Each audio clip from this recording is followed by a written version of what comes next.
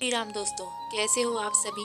तो आज हम श्री रामचरितमानस पढ़ने जा रहे हैं। श्री रामचरितमानस में वह कौन सा प्रसंग चल रहा है ये मैं आपको पहले बता देती हूँ। श्री राम जी के और उनके तीनों भाइयों के विवाह के बाद जब अयोध्या में बारात आ गई, उसके बाद अयोध्या में कितना आनंद है, सभी लोग कितने खुश हैं, इस प्रकार यह वर्णन किया गया है।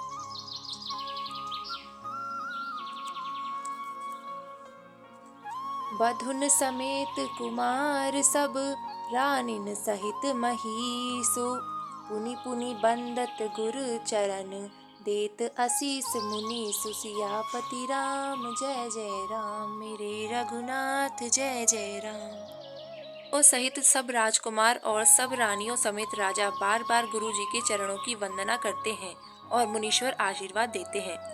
यानी जब चारों सुकुमार अपनी पत्नियों के साथ महल में थे, तब राजा दशरथ जी अपने पुत्रों और बहुओं के साथ गुरु वशिष्ठ जी के चरणों की वंदना करते हैं और उनसे आशीर्वाद लेते हैं।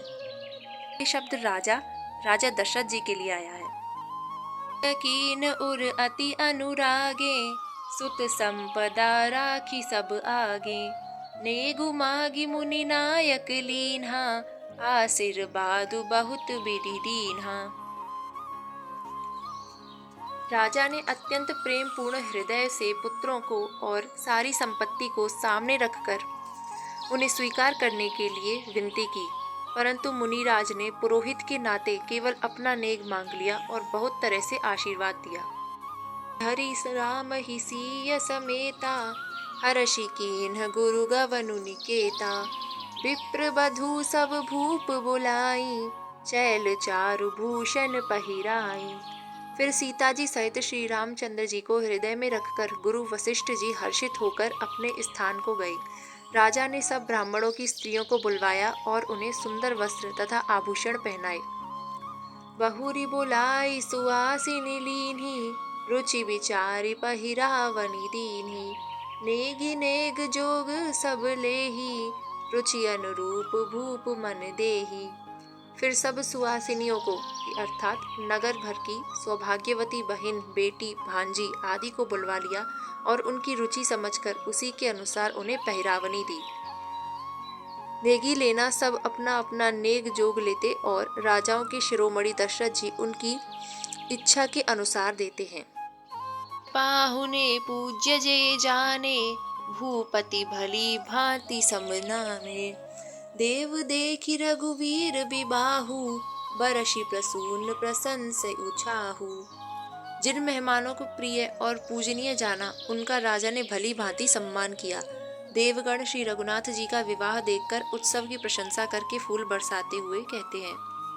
चले निशान बजाई सुर, निज निज पुर सुख पाई, कहत परस्पर राम जसु, प्रेम न हृदय समाई। सियापति राम जय जय राम मेरे रघुनाथ जय जय राम। नगाड़े बजाकर और परम सुख प्राप्त कर अपने अपने लोगों को चले। वे एक दूसरे से श्री राम जी का यश कहते जाते हैं, हृदय में प्रेम समाता नहीं है। अर्थात जब ऊपर से यानी आसमान में से सभी देवी देवता देख रहे थे श्री रामचंद्र जी को और ऊपर से फूल बरसा रहे थे, तब उनके हृदय में बहुत यश उमड़ रहा था, यानी उन्हें बहुत आनंद आ रहा था श्री रामचंद्र जी के विवाह को देखकर।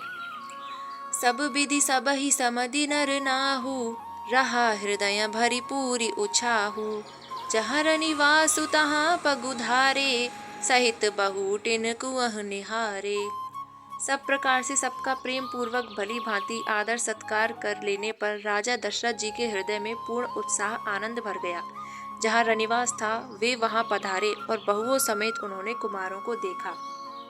वे अपने बेटों को अपनी बहुओं के सहित देखकर बहुत आनंदित हो रहे हैं। खुद करी मोद समेता, को कही सकई भयहु सुख जेता, वधू स प्रेम गोद बैठारी, बार बार ही हर्षि दुलारी।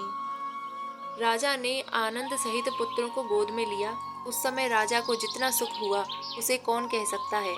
फिर पुत्र वधुओं को प्रेम सहित गोदी में बैठाकर बार बार हृदय में हर्षित होकर उन्होंने उनका दुलार लाड़ चाव किया।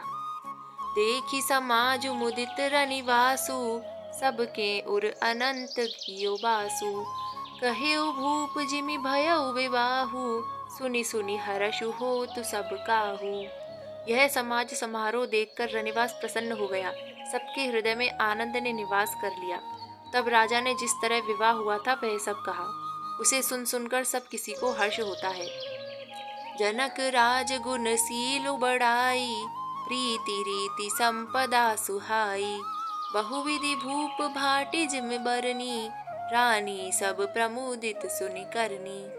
राजा जनक के गुणशील महत्व, प्रीति की रीति और सुहावनी संपत्ति का वर्णन राजा ने भाट की तरह बहुत प्रकार से किया।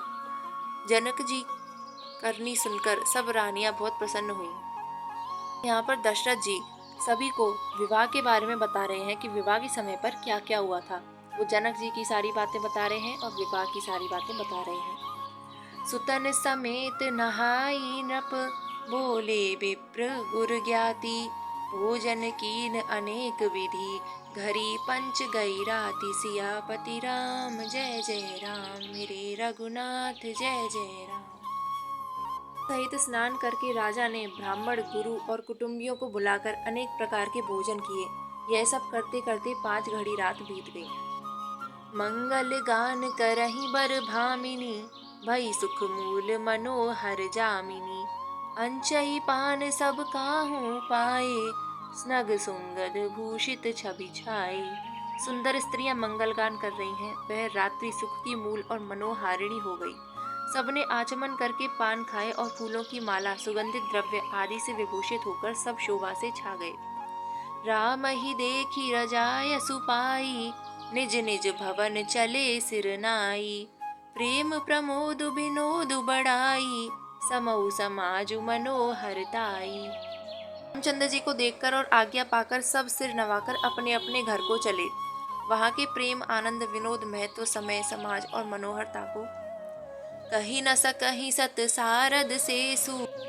विरंचि महेश गणेशु, सो मैं कहो कवन विधि बरनी। भूमि नागु सिर धरई की धरनी। सैकड़ों सरस्वती, शेष, वेद, ब्रह्मा, महादेव जी और गणेश जी भी नहीं कह सकते। फिर भला मैं उसे किस प्रकार से बखान कर कहूँ। कहीं केंचुआ भी धरती को सिर पर ले सकता है।